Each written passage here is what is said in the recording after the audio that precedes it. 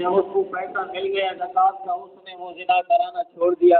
اللہ نے فرمایا ہم نے جو زکوٰۃ کا پیسہ 3 بندوں پہ خرچ کرایا، یہ تیرا پیسہ ہمارے ہاں قبول ہے۔ تو یہ کتنی بڑی اللہ کی رحمت ہے، جو بندہ زکوٰۃ ادا کرتا ہے فرمایا کل قیامت کے دن اللہ کی رحمت کے سائے میں ہوگا۔ سخی بندہ جنت کے قریب ہوتا ہے، جہنم سے دور ہوتا ہے۔ بخیل بندہ یہ جہنم کے قریب ہوتا ہے اور جنت سے دور ہوتا ہے۔ اس لیے فرمایا کہ جس نے زکوٰۃ ادا کی، صدقہ کیا، خیرات دی اللہ کی راہ کے اندر، وہ انسان اس دنیا کے اندر بھی کامیاب ہے اور آخرت کے اندر بھی کامیاب ہے۔ تو یہ نیک مہینہ ہے۔ فرمایا اس مہینے کے اندر اللہ کے نبی صلی اللہ علیہ وسلم کا معمول یہ تھا کہ آپ کھلے دل سے خرچ فرمایا کرتے تھے۔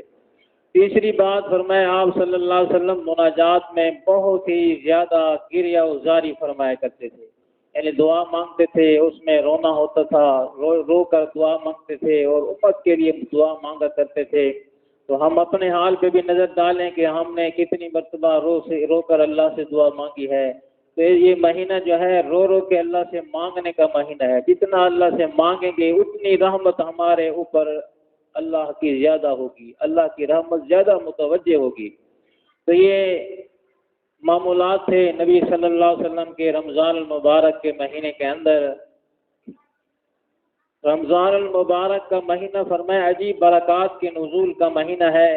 یوں لگتا ہے کہ برکات کے دروازے کھول دیے جاتے ہیں۔ حدیث پاک میں آتا ہے رمضان المبارک کے آنے سے پہلے جنت کو خوشبوؤں کی دھونی دی جاتی ہے، جنت کو ایمان والوں کے لیے سجایا جاتا ہے، اور جب پہلی رمضان کا وقت ہوتا ہے تو اللہ رب العزت جنت کے دروازوں کو کھول دیتے ہیں، فرشتوں کو فرماتے ہیں آج کے دن جنت کے دروازے ایمان والوں کے لیے کھول دیے جائیں۔ گویا ایمان والوں کے لیے جنت اس طرح سجائی جاتی ہے جیسے فرمایا دولہا کی خاطر دلہن کو سجایا جاتا ہے۔ یہ کتنا اللہ کا انعام ہے، روزے دار کی خاطر جنت کو سجایا جاتا ہے، فرشتے سجاتے ہیں روزے دار کے لیے۔ تو اس مہینے کی برکات اتنی زیادہ ہیں، جب کوئی آدمی روزہ رکھتا ہے تو اس روزے دار کی بخشش کے لیے ہواؤں میں پرندے، بلوں میں چونٹیاں، پانی میں مچھلیاں دعائیں کیا کرتی ہیں۔ جب روزہ دار آدمی دعائیں کرتا ہے تو اللہ کے فرشتے اس کی دعاؤں پر آمین کہتے ہیں۔ اتنا بابرکت مہینہ، اس کے ایک ایک لمحے کی برکت پانے والے ولی بنتے ہیں، ابدال بنتے ہیں۔ اگر ہم ان برکات سے فائدہ اٹھا سکیں تو ہمیں بھی اللہ جل شان کی معرفت نصیب ہو جائے گی۔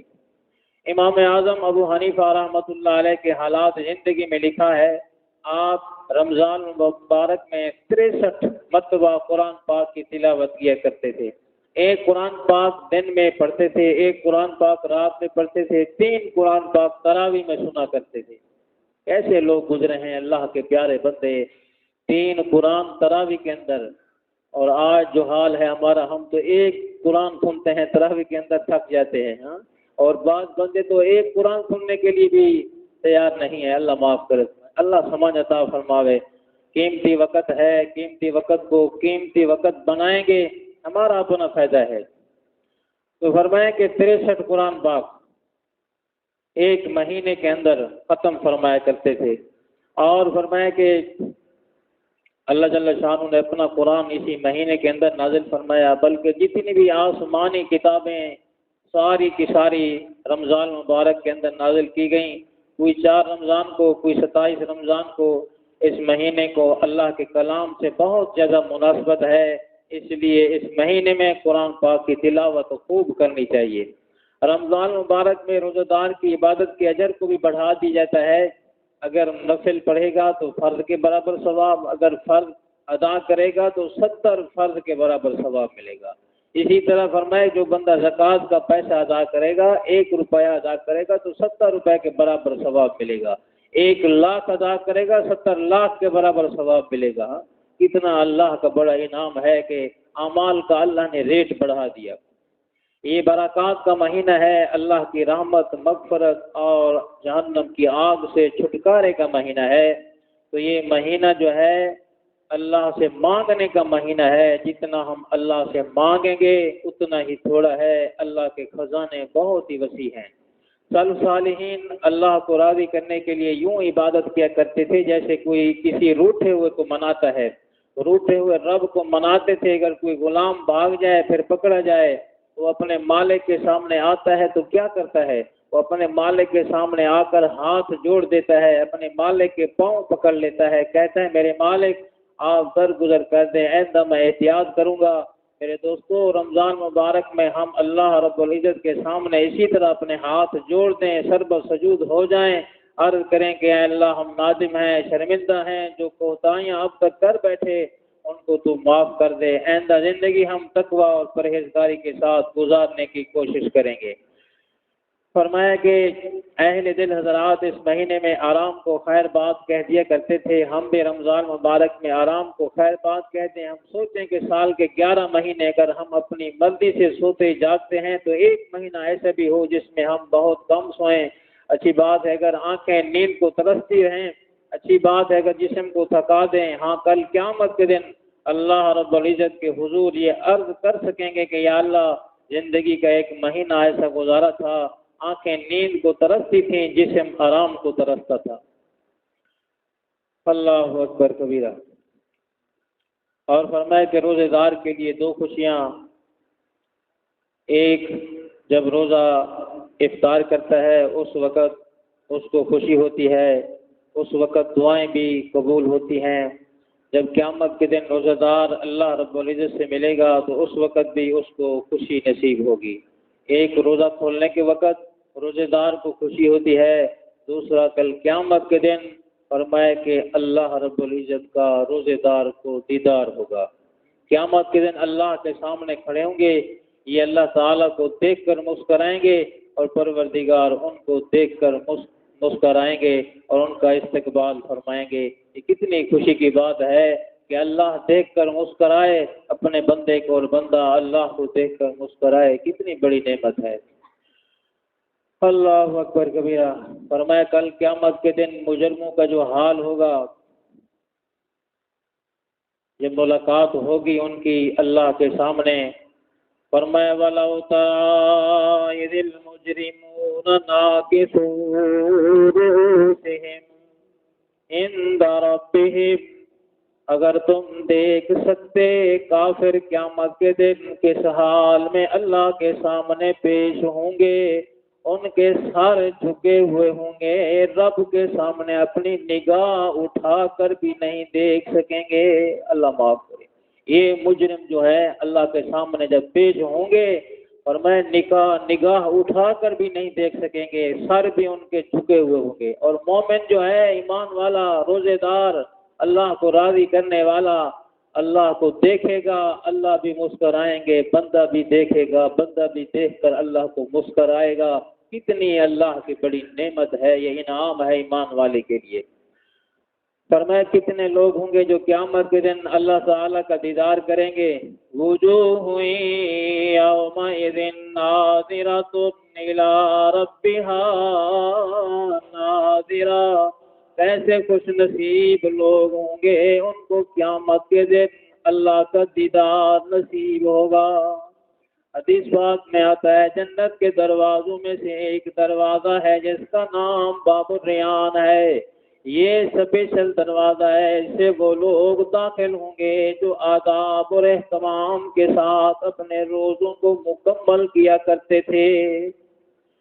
اللہ اکبر کبیرہ۔ ایک مرتبہ نبی علیہ السلام نے بنی اسرائیل کے احوال بتائے، فرمایا بنی اسرائیل کے 4 لوگ ایسے تھے جنہوں نے 80 سال اللہ تعالیٰ کی ایسی عبادت کی، ایک لمحہ کے لیے بھی نافرمانی نہیں کی۔ صحابہ کرام نے جب یہ سنا تو ان کے دل میں یہ حسرت ہوئی، کاش ہمیں بھی اتنی لمبی زندگی عبادت گزاری کے لیے مل جاتی۔ تو ان کی اس کیفیت کو دیکھ کر رب کریم نے سورۃ القدر نازل فرمائی، فرمایا انا انزلناہ فی لیلۃ القدر وما ادراک ما لیلۃ القدر لیلۃ القدر خیر من الف شہر۔ تو یہ عبادت کی ایک رات 1000 مہینے سے بھی زیادہ بہتر ہے۔ اللہ پاک نے ایک رات اس امت کو دے دی، فرمایا اس رات کی عبادت جو ہے 1000 مہینے سے بھی زیادہ ہے۔ 1000 مہینے کے 83 سال بنتے ہیں۔ ایک بندہ 83 سال عبادت کرے اور ایک بندہ ایک رات جاگ لے اور اس کو بھی اللہ پاک 83 سال کی عبادت کا ثواب دے دے تو یہ کتنا اللہ کا انعام ہے۔ اس سے اگر ہم فائدہ نہ اٹھائیں تو پھر کس کا قصور ہے؟ یہ ہمارا اپنا قصور ہے۔ فرمایا لیلۃ القدر خیر من الف شہر، اس کی عبادت 1000 مہینوں کی عبادت سے زیادہ بہتر ہے۔ اب 1000 مہینوں کے اگر سال بنائیں تو 83 سال کچھ اوپر مہینے بنتے ہیں۔ اس کا مطلب یہ ہوا جو بندہ رمضان المبارک کی اس رات میں عبادت کا ثواب پا لے گا اس نے گویا 83 سال کی عبادت کا ثواب پا لیا۔ آج کل ہمارے زمانے کے لوگوں کی عمر 60 اور 70 کے درمیان ہے، 80 تک تو مشکل ہی لوگ پہنچتے ہیں، تو گویا ایک رات کی عبادت ایک طرف، ساری زندگی کی عبادت ایک طرف۔ تو جب اتنا خاص معاملہ ہے، ہر مومن کے دل میں یہ طلب ہونی چاہیے کہ ہمیں لیلۃ القدر میں عبادت کرنے کا ثواب نصیب ہو جائے۔ یہ کون سی رات ہے اس کے بارے میں ہمیں معلوم نہیں، مگر حدیث پاک میں کچھ اشارے کر دیے گئے۔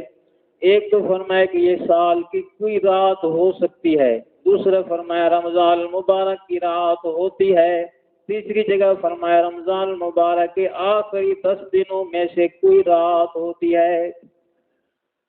ایک حدیث پاک میں فرمایا آخری 10 دنوں میں سے جو طاق عدد ہے، طاق راتیں ہیں، اس میں سے کوئی رات ہوتی ہے، یعنی 21 23 25 27 29 میں سے کوئی ایک رات ہوتی ہے۔ زیادہ روایتیں اسی کی ہیں۔ اب اس آخری عشرہ میں لیلۃ القدر تلاش کرنے کے لیے لوگ اعتکاف میں بیٹھتے ہیں۔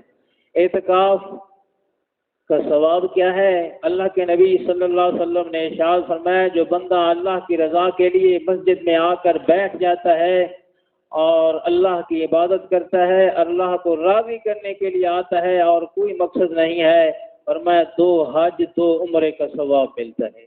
کتنا یہ اللہ کا انعام ہے۔ اللہ تو بیٹھے ہیں، تیار ہیں دینے کے لیے، مغفرت کرنے کے لیے اللہ تیار بیٹھا ہے، بشرطے کہ بندہ مغفرت کے لیے آئے گا اللہ کے دربار میں تو پھر مغفرت ہوگی نا۔ بندہ آئے نہ اللہ کے دربار میں تو پھر مغفرت کیسے ہوگی؟ اللہ اکبر کبیرہ۔ 2 حج 2 عمرے کا ثواب جو بندہ اللہ کی رضا کے لیے آخری عشرہ کے اندر اعتکاف بیٹھتا ہے۔ اب یہ رات کون سی ہے اس بارے میں ہم کچھ کہہ نہیں سکتے، تاہم بزرگوں نے کہا کہ اللہ رب العزت کو 7 کا عدد پسند ہے۔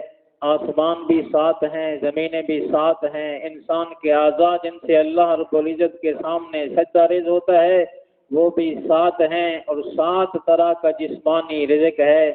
تو اس آیت میں 7 قسم کا جسمانی رزق عطا کیا گیا۔ اس سے مفسرین نے کہا کہ اللہ رب العزت نے انسان کو روحانی رزق کی رات بھی وہی عطا کی ہوگی جو 7 والی ہے، لہذا 27 کی رات زیادہ غالب ہے۔ اور فرمایا کہ اِنَّا أَنزَلْنَاهُ فِي لَيْلَةِ الْقَدْرِ وَمَا أَدْرَاكَ مَا لَيْلَةُ الْقَدْرِ لَيْلَةُ الْقَدْرِ خَيْرٌ مِّنْ أَلْفِ شَهْرٍ۔ لیلۃ القدر اس کے اگر حروف شمار کریں تو 9 بنتے ہیں، 9 کو پھر 3 کے ساتھ ضرب دیں، 9 3 27، تو اس لیے علماء نے لکھا ہے کہ یہ رات جو ہے 27 کی رات غالب ہے، اسی کا گمان ہے۔ اس رات میں اللہ رب العزت کی طرف سے مومنوں کے لیے بڑی برکتیں رحمتیں نازل ہوتی ہیں، چنانچہ مومنوں پر اللہ تعالیٰ کی طرف سے سلام اترتے ہیں۔ اور یہ فرمایا کہ اعتکاف جو شروع ہوگا 20ویں روزے کو شروع ہوگا۔ 20واں روزہ تقریباً منگل کو بنتا ہے نا، آج 16واں روزہ ہے۔ منگل کی شام کو مغرب سے پہلے بندہ مسجد کے اندر حاضر ہو جائے جس نے اعتکاف بیٹھنا ہے۔ تو فرمایا اس رات میں اللہ رب العزت کی طرف سے مومنوں کے لیے بڑی برکتیں رحمتیں نازل ہوتی ہیں، مومنوں پر اللہ کی طرف سے سلام اترتے ہیں، سلامتی کے پیغام جبرائیل علیہ السلام فرشتوں کو لے کر آتے ہیں، اس رات میں عبادت کرنے والوں سے مصافحہ کرتے ہیں۔ کتابوں میں لکھا ہے اس رات میں کوئی آدمی ویسے ہی جاگ رہا ہوتا ہے تو عام فرشتے اس سے مصافحہ کرتے ہیں، اگر کوئی آدمی اللہ کا ذکر کر رہا ہوتا ہے جاگتے ہوئے تو جبرائیل علیہ السلام اس سے مصافحہ کرتے ہیں، اگر کوئی آدمی نماز پڑھ رہا ہو اس نماز پڑھنے والے پر اللہ رب العزت سلام بھیجتے ہیں۔ یہ اس امت کی خوش نصیبی ہے، اس امت پر اللہ تعالیٰ کی طرف سے سلام بھیجے گئے، حالانکہ اولو العزم انبیاء کو یہ نعمتیں نصیب ہوئیں۔ دیکھیے حضرت نوح علیہ السلام کے بارے میں اللہ تعالیٰ نے ارشاد فرمایا، سلام علی نوح فی العالمین، سلامتی ہو نوح علیہ السلام پر تمام جہان والوں میں سے۔ ابراہیم کے بارے میں فرمایا سلام علی ابراہیم۔ اسی طرح موسیٰ عیسیٰ علیہ السلام، خود عیسیٰ علیہ السلام نے فرمایا والسلام علی یوم ولدت و یوم اموت و یوم ابعث حیا۔ اللہ تعالیٰ نے نبی علیہ السلام پر بھی سلام بھیجے، تو یہ وہ نعمتیں تھیں جو اللہ تعالیٰ نے اپنے انبیاء کو عطا فرمائی۔ لیکن نبی علیہ السلام نے اس امت کے لیے اتنی دعائیں کی کہ اس گناہگار امت پر بھی اللہ نے سلام بھیجا۔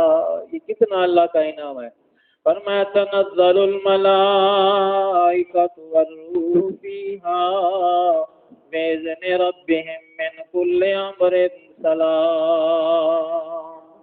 دیکھیے اس گناہگار امت پر بھی اللہ کی طرف سے سلامتی نازل ہو رہی ہے، لہذا پتہ چلا اللہ رب العزت اس امت کو نعمتیں عطا فرمانا چاہتے ہیں اور اس امت کا اکرام کرنا چاہتے ہیں۔ چنانچہ اس امت کو بھی اللہ تعالیٰ نے وہی پروٹوکول دیا جو پہلے انبیاء کو دیا جاتا تھا۔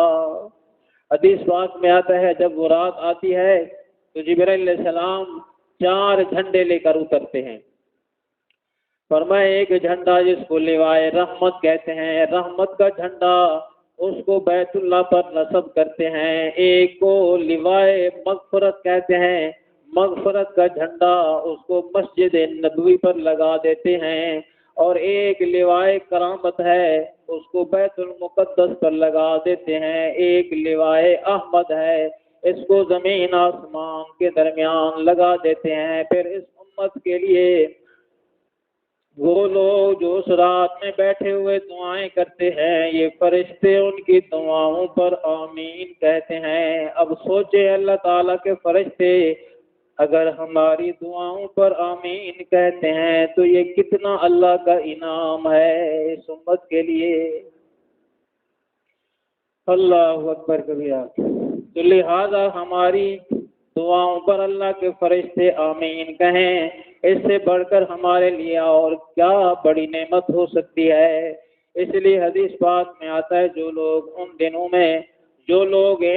میں روزے رکھیں گے، جب اللہ کے ہاں قیامت کے دن جائیں گے، باب الریان سے انہیں گزارا جائے گا تو فرشتے انہیں کہیں گے کلوا واشربوا ہنیئا بما اسلفتم فی الایام الخالیہ۔ مفسرین نے ایک تفصیل لکھی کہ یہ وہ روزے دار ہوں گے جو اللہ کے لیے بھوکے رہے، پیاسے رہے، تو پروردگار انہیں خوشخبریاں دیں گے۔ فرشتے کہیں گے اللہ کے لیے بھوکے رہنے والوں، پیاسے رہنے والوں، آؤ جنت کے اندر، جنت تمہارا انتظار کر رہی ہے۔ کتنا اللہ کا انعام ہے۔ اللہ اکبر کبیرہ۔ اب دل تو چاہتا ہے ہر بندے کا کہ لیلۃ القدر مجھے بھی یعنی عبادت کی سعادت نصیب ہو، لیکن وہ نعمتیں کب نازل ہوتی ہیں، رحمتیں کب نازل ہوتی ہیں، جبرائیل علیہ السلام کب نازل ہوتے ہیں، ہمیں اس بات کا پتہ نہیں۔ ممکن ہے ہم 11 بجے تک عبادت کریں اور یہ رحمتوں کا نزول اس کے بعد ہو، ممکن ہے ہم 12 بجے تک عبادت کریں، ان خاص رحمتوں کا نزول اس کے بعد ہو، ممکن ہے ہم 2 بجے تک عبادت کریں، ان رحمتوں کا نزول بعد میں شروع ہو۔ تنزل الملائکہ، ملائکہ نازل ہوتے ہیں، اب کب نازل ہوتے ہیں اس کا تو ہمیں علم نہیں ہے، لیکن قرآن مجید سے ایک اشارہ ملتا ہے۔ فرمایا پروردگار عالم نے ایک طرف تو بات چھپائی لیکن دوسری طرف بندوں کو راہ بھی دکھائی۔ فرمایا جیسے ماں بچے کو کچھ دینا چاہتی ہے تو وہ چھپا دیتی ہے، مگر کچھ ڈائریکشن بھی دیتی ہے، دل میں ہوتا ہے میں نے اس کو محروم نہیں کرنا، تھوڑی سی کوشش کرے گا تو اسے وہ چیز مل جائے گی۔ تو ایک طرف چھپائی جاتی ہے چیز، دوسری طرف اشارہ سے بھی بتائی جاتی ہے۔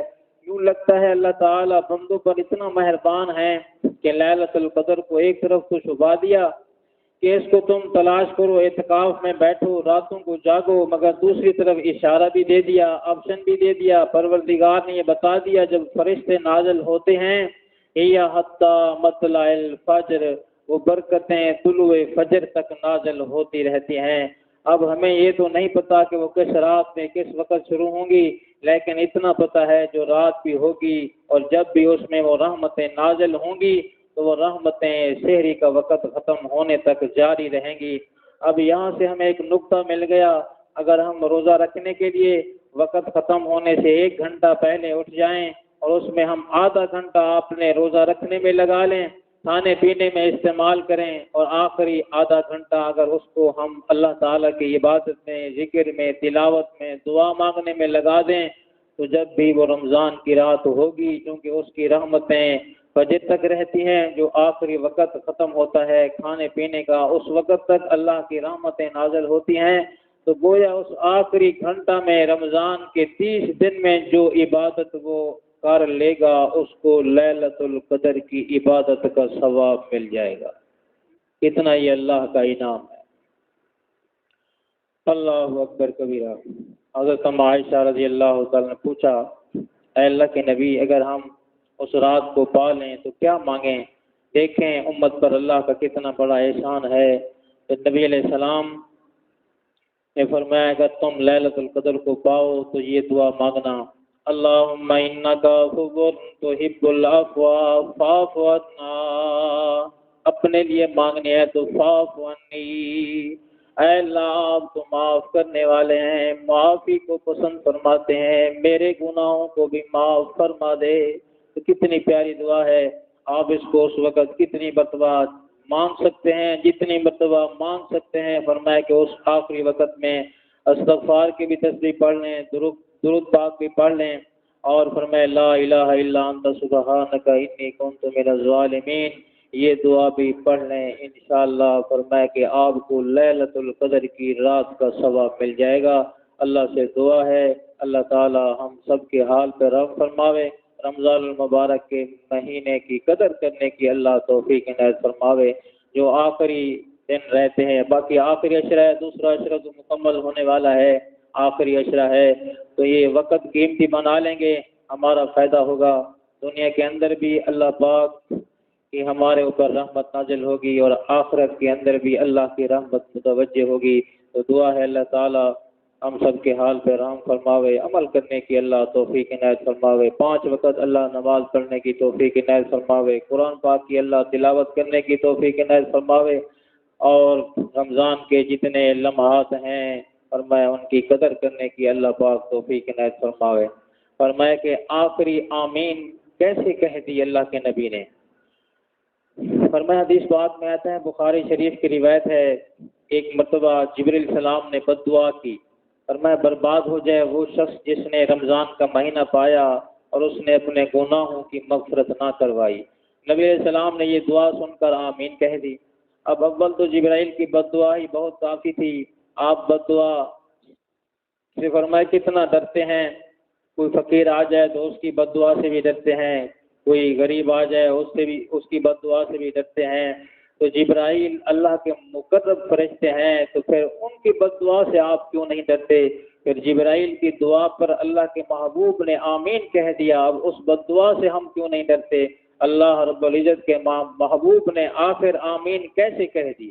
حالانکہ نبی علیہ السلام کی عادت مبارکہ یہ ہے، جب آپ طائف کے سفر پر گئے وہاں کے لوگوں نے ایمان قبول نہیں کیا، انہوں نے بچے پیچھے لگا دیے، ان بچوں نے نبی علیہ السلام پر پتھر پھینکے، آپ کے جسم مبارک سے خون نکل آیا، آپ کے نالین مبارک بھر گئے، آپ انگور کے باغ میں تھک کر بیٹھ گئے۔ اس وقت اللہ کے فرشتے حاضر ہوتے ہیں، اے اللہ کے نبی صلی اللہ علیہ وسلم، انہوں نے آپ کی نا قدری کی، ہم فرشتے ہیں، پہاڑوں کی اجازت دیجیے، ہم پہاڑ ٹکرا کر درمیان میں ان کو کچل کر رکھ دیں گے۔ دوسرے فرشتے نے کہا کہ میں ہواؤں کا انچارج ہوں، ہم ان کی بستی کا نام و نشان بھی مٹا کے رکھ دیں گے۔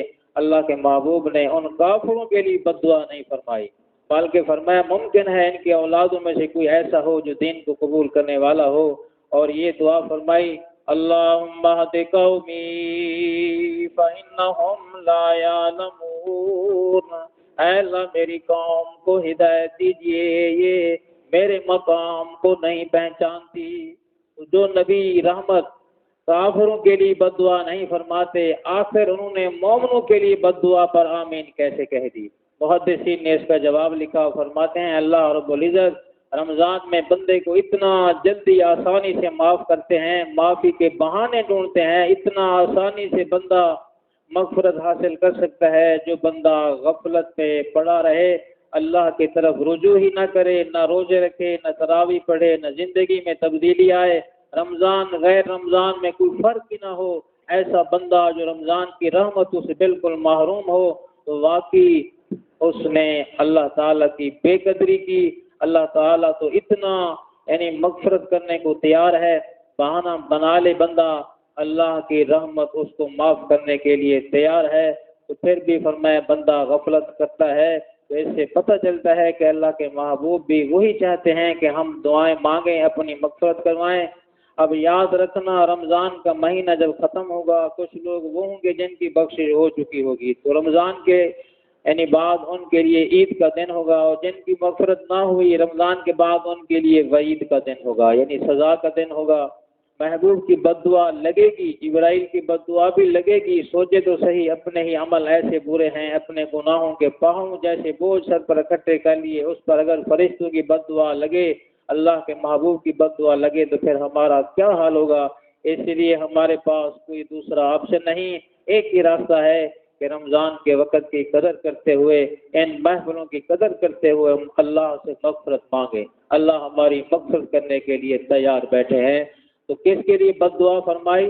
فرمایا اس بندے کے لیے جو اس مہینے کی قدر نہیں کرتا، اس کے لیے رمضان غیر رمضان برابر ہے، نہ نماز پڑھتا ہے رمضان کے مہینے کے اندر، نہ روزے رکھتا ہے، نہ تراویح نماز پڑھتا ہے، نہ کوئی نیکی کا کام کرتا ہے، اور گناہوں کے اندر لگا ہے، اللہ معاف کرے، اس کے لیے اللہ کے نبی نے بد دعا فرمائی۔ اور فرمایا کہ حدیث پاک میں ایک مرتبہ نبی علیہ السلام نے واعظ فرمایا، ایسا واعظ فرمایا کہ پر تاثیر واعظ تھا، صحابہ کرام کے دل پہ بڑا اثر ہوا۔ ایک صحابی اونچی آواز سے رونے لگے، نبی علیہ السلام نے واعظ کے بعد فرمایا ان کا رونا اللہ کو اتنا پسند آیا کہ اللہ پاک نے ساروں کی بخشش فرما دی۔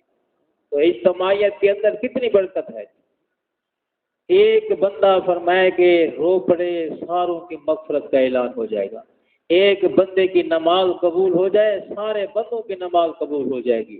یہ اجتماعیت کا فائدہ ہے، اس لیے اللہ تبارک و تعالیٰ نے 5 وقت نماز کا ٹائم رکھا کہ لوگ آئیں میرے در کے اوپر جمع ہوں، ان میں سے کوئی ایک بندہ تو نیک ہوگا نا، تو ایک کے صدقے ساروں کی میں مغفرت کر دوں گا۔ تو اللہ تو مغفرت کرنے کے لیے تیار بیٹھے ہیں، اگر ہم نہیں آئیں گے تو یہ پھر ہماری اپنی بد نصیبی ہے، کسی کا قصور نہیں ہے۔ اللہ بندوں پہ ظلم نہیں کرنا چاہتے، بندہ اپنے آپ پہ ظلم کرتا ہے، اس لیے احساس کریں کہ ہم اس مہینے کے اندر جو ہے جتنا ہو سکے اللہ تعالیٰ کی عبادت کریں۔